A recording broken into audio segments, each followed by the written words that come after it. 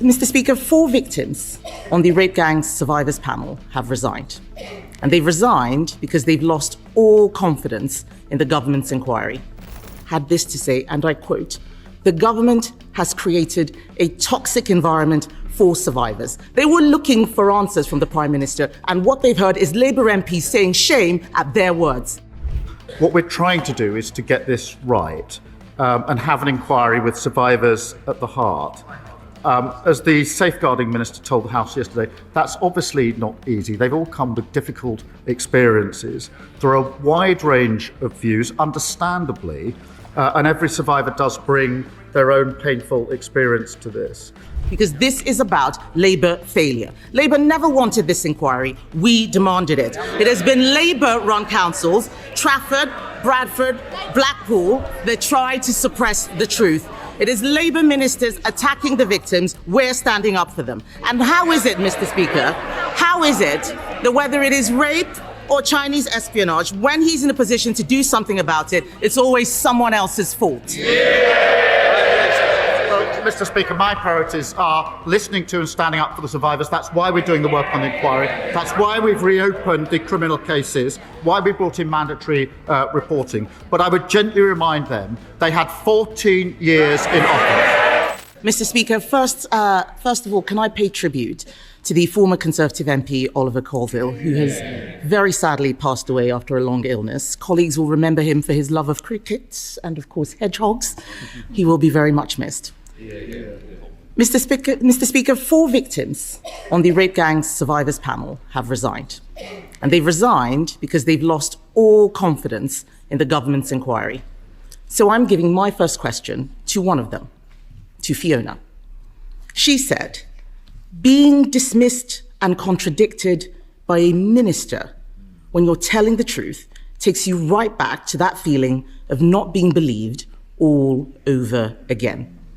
Fiona's question is simple. What's the point in speaking up if we're just going to be called liars? Prime Minister. Can I thank her for raising that on behalf of Fiona, and let me give Fiona and the House my answer, Mr. Speaker, because the grooming scandal was one of the worst scandals of our time. Women and girls were abused and exploited by predatory gangs of men, and survivors have been ignored for many years, including by the state that, of course, is supposed to protect them. My vow to Fiona and them is that this national inquiry will change that. I do acknowledge that in recent days some members, including Fiona, have decided to step away from the panel. I say this, Mr. Speaker, should they wish to return, the door will always be open. But even if they do not, we owe it to them and to Fiona and to the country to answer the concerns that they have raised. The inquiry is not and will never be watered down. Its scope will not change. It will examine the ethnicity and religion of the offenders, and we will find the right person to chair the inquiry. I can tell the House today, Mr. Speaker, that Dame Louise Casey will now support the work of the inquiry, and it will get to the truth. Injustice will have no place to hide. Mr. Speaker, I doubt she'll be satisfied with that answer. He says that they could return to the panel if they wish to. Why would they do that? The government has been engaged in a briefing war against survivors. Elizabeth. Oh, really? They say shame? Why don't they listen to what Elizabeth had to say? Why don't they listen to what Elizabeth had to say? Elizabeth, who was abused in Rotherham from the age of 14, had this to say, and I quote, "The government has created a toxic environment for survivors." They were looking for answers from the Prime Minister, and what they've heard is Labour MPs saying shame at their words. Yesterday, Mr. Speaker, the Safeguarding Minister said Elizabeth was wrong. Who should we believe? The Prime Minister's Safeguarding Minister or Elizabeth? Prime Minister. Mr. Speaker, let me put on record my respect for all of the survivors who've been through the most awful ordeals. And I want to thank those that have been involved so far for the work in the process. What we're trying to do is to get this right and have an inquiry with survivors at the heart. As the safeguarding minister told the House yesterday, that's obviously not easy. They've all come with difficult experiences. There are a wide range of views, understandably, and every survivor does bring their own painful experience to this. The survivors met the prospective chairs this week, and we want to have them to have the chance to engage. I want survivors to be at the heart of this. I want an inquiry that can get to the truth. These are the hard yards, I accept that, but I want to press on and get this right. Mr. Speaker, he says that he wants survivors to be at the heart of this, but in his first PMQs this year, he said we did not need a national inquiry. And when he did, all of these MPs cheered. They were nodding their heads, including the safeguarding minister. They voted against the national inquiry 3 times. Yes, they did. Yes, they did. They voted against the national inquiry. They voted against the national inquiry 3 times, so the victims don't believe them. They can say no as much as they like. It is on the record. They don't like it, but it's true. Now, one of the victims has quit. Contrary to what the Prime Minister's just said and what the Home Secretary wrote this morning, they believe that the inquiry will downplay the racial and religious motivations behind their abuse. Aren't the victims right when they call it a cover-up? Prime Minister. Well, let me reassure the victims and the House that the scope of the inquiry will not be diluted, and we won't shy away from cultural or religious issues.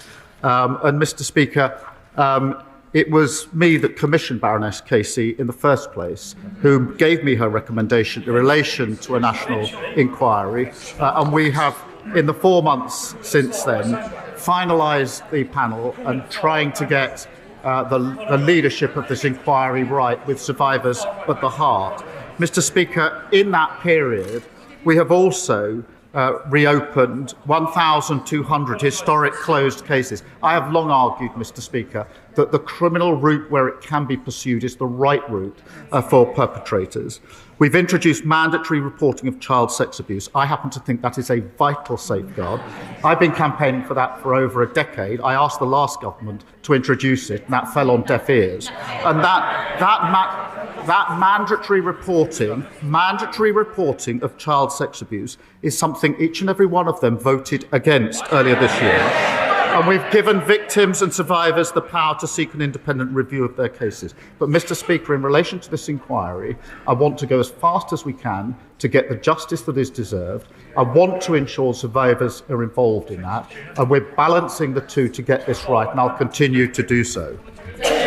Mr. Speaker, he's talking about mandatory reporting. I will remind him what Fiona asked. What is the point if the victims aren't going to be believed? What would be the point of mandatory reporting? All of this is happening now. All he's saying is because 4 of those victims resigned from the survivors panel. If they hadn't done that, they would have continued with the watering down, which we all know that they were carrying out. So yes, the victims are right to be worried. He also talked about looking for a chair. It has been 10 months since we first called for a national inquiry. 10 months. It is shocking that they still do not have a chair. One of the final 2 candidates, Mr. Speaker, has pulled out, leaving a former police officer that the victims don't want. What they do want is a judge. They deserve a judge. So, Mr. Speaker, we are talking now. We are talking about the industrial scale rape of women and girls. Unlike most of the inquiries going on, why is it that this inquiry doesn't deserve a judge? Prime Minister. Can I answer that? It's a serious point, Mr. Speaker, because whether it should be judge-led was looked at by Louise Casey, and she decided against that for a reason, and her reasons were twofold. I'll spell them out. The first was the speed with which we could do this. And it would have been. They asked the question, and the first was the speed with which we could do this. The second is really important, and that is that at the same time as the inquiry, I was absolutely determined that criminal investigations would go on at the same time. One of the problems that judge-led inquiries run into, I've seen and experienced this myself, is that they're often held back until the end of the criminal investigations. And I was determined that we'll be able to run the two together. And it's because of that, Mr. Speaker, that we've been able to reopen 1,200 historic cases at the same time. And Mr. Speaker, she asks, what's the point of mandatory reporting that she voted against? I don't think she understands how it works. Mr.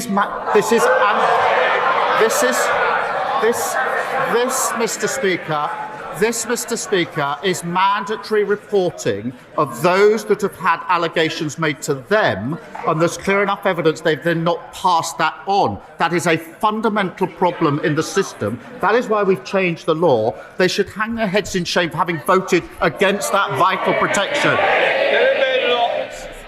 What he should hang his head in shame in is calling this a far-right bandwagon when we first raised this issue. The deputy leader, the future deputy leader, we all know who's going to win, called this a dog whistle.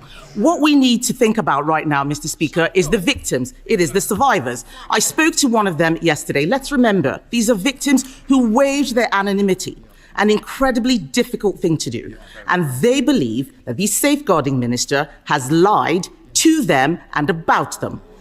One of the survivors has said, and I quote, "Jess Phillips needs to be removed because I don't think her conduct during this has been acceptable for the position that she holds." Those aren't my words.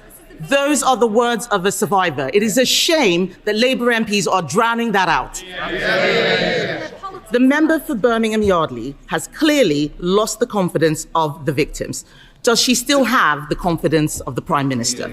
Can I just say, Prime Minister, even if we are quoting somebody else, we shouldn't quote it because it's a direct allegation against a member of this House. So I'm sure that that's not what was intended, Prime Minister.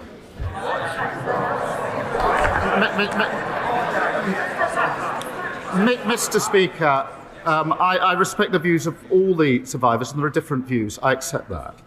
But the safeguarding minister, I think, has probably more experience than any other person in this House in dealing with violence against women and girls. Alongside her will be Louise Casey. These two individuals, Mr. Speaker, have spent decades standing up for those who've been abused and sexually exploited. And I absolutely think they're the right people to take this forward. Mr. Speaker, she doesn't have more experience than the survivors. The fact is, just a few weeks ago, he was standing there telling us he had full confidence in the best friend of a convicted paedophile. So it is no surprise that people have no confidence in what he is saying.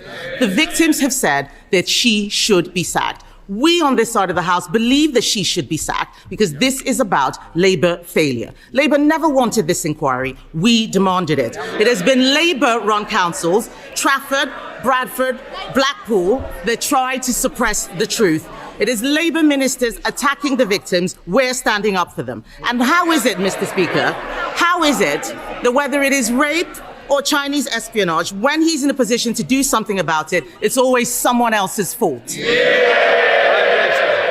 Mr. Speaker, my priorities are listening to and standing up for the survivors. That's why we're doing the work on the inquiry. That's why we've reopened the criminal cases, why we brought in mandatory reporting. But I would gently remind them they had 14 years in office. They barely mentioned this issue. And where there were inquiries, they failed to act on them. We have done more in the time we've been in office than they did in 14 long years. Bill Esterson.